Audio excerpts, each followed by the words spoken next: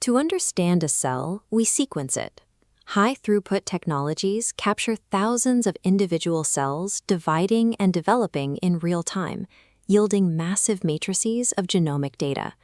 But sequencing multiple modalities, like RNA expression and chromatin accessibility, from single cells introduces a severe computational bottleneck. The resulting datasets are extremely sparse, heavily clouded by technical noise, and mathematically incompatible. You cannot simply staple these matrices together. If you try to fuse a continuous RNA expression matrix with a binary ATAC-seq matrix, the operations fail. The dimensionalities and statistical properties simply do not align. The solution requires a shared latent space. We have to project these mismatched high-dimensional datasets down into a unified lower-dimensional representation where the math actually works. Multi-omics integration is an exercise in strict mathematical translation. The computational architecture you choose depends entirely on how the data was gathered in the lab. Specifically, whether the distinct modalities were measured from the exact same physical cell or from different cells sampled from the same tissue. This diagram shows the two main pathways. On the left, vertical integration applies when modalities are captured simultaneously from the exact same single cell. Conversely, the right illustrates diagonal alignment, discovering cell correspondences between unlinked datasets, matching identical cells across separate assays. To solve either pathway, computational biologists rely on three primary mathematical toolkits: matrix factorization, neural networks, and graph-based models. Understanding the experimental origin of your data is the absolute prerequisite for selecting a functional fusion algorithm. Let's look at paired integration first. Because the modalities come from the exact same cell, cell identity is a known constant. The challenge is harmonizing the different feature spaces. Matrix factorization, shown in panel A, decomposes each omics matrix, X, into an omics-specific weight matrix, W, and a shared factor matrix, H. Tools like MoFA+ use this H matrix as the universal cell representation to capture shared biological properties across views. This method is highly interpretable, but it relies on linear assumptions. That limits its ability to capture complex, nonlinear interactions between the transcriptome and the epigenome. For nonlinear relationships, researchers turn to variational autoencoders, depicted in panel B. Tools feed raw data through an encoder, compressing it into a shared bottleneck layer. The decoder then rebuilds the data, accurately modeling dropouts and specific statistical distributions simultaneously. When linear equations fail to describe the intricate regulatory mechanics of a cell, VAEs provide the necessary mathematical flexibility to integrate highly heterogeneous datasets. The third toolkit bypasses continuous matrices entirely, treating cellular relationships as local graphs. Instead of mapping every biological feature, these algorithms construct independent k-nearest neighbor graphs for each separate modality, connecting each cell only to its most similar peers. Panel C shows these initial network representations. Algorithms use weighted nearest neighbor logic to learn cell-specific weights, dynamically adjusting modality importance based on information content.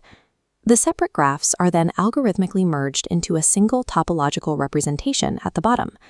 By pooling information across these local cell neighborhoods, graph-based methods filter out extreme variance and gain high robustness against technical noise. Network fusion ultimately delivers a consensus-driven view of cellular identity, balancing the varying technical quality of different omics measurements into one cohesive structure. We now move to diagonal alignment. Here, the datasets are unlinked, meaning we lack the one-to-one ground truth of cell identity across the different assays. To solve this, manifold alignment treats each dataset as a high-dimensional geometric object, a manifold. This diagram outlines the distance-based alignment workflow used by tools like Scott and Pomona to match those manifolds. First, the algorithm calculates the shortest paths between cells within each independent modality, generating internal distance matrices. This captures the structural shape of the data. To minimize the distance between these distinct shapes, algorithms employ optimal transport theory, specifically the Gromov-Wasserstein distance. They rotate and warp the manifolds until their geometries overlap. The optimization problem then locks the nodes of the two graphs together, drawing cross-modality correspondences indicated by these dashed lines.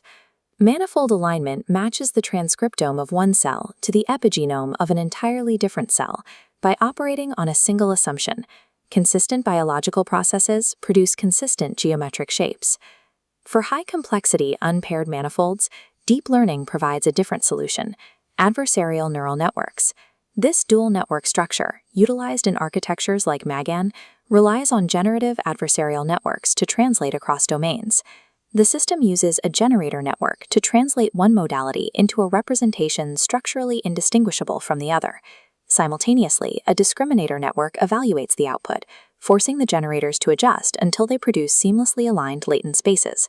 However, matching the aggregate distribution of two datasets is insufficient for single-cell analysis. A generator might align the overall shapes without accurately preserving individual cell-to-cell correspondences. To fix this, developers introduce correspondence loss.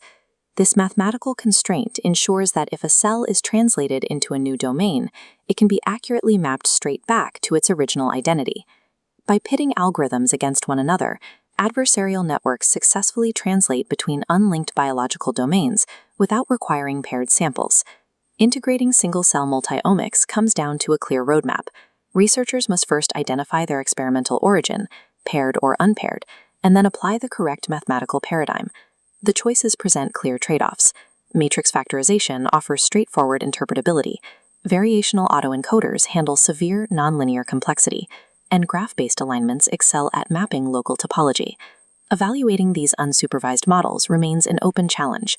We often lack a definitive biological ground truth, making it difficult to objectively prove which alignment is the most accurate. Algorithm selection must also account for modality-specific noise. The extreme sparsity of an ATAC-seq matrix requires different handling than the relative density of an RNA-seq matrix. Moving forward, the field requires specialized, rigorously controlled benchmarking studies to establish hard guidelines for cross-modality tool selection. Refining these algorithms is an essential step toward making multi-omics assays as routine and reliable as standard bulk sequencing. The objective is to provide a consistent framework where biological measurements from any modality, whether epigenetic, transcriptomic, or proteomic, can be compared on equal footing.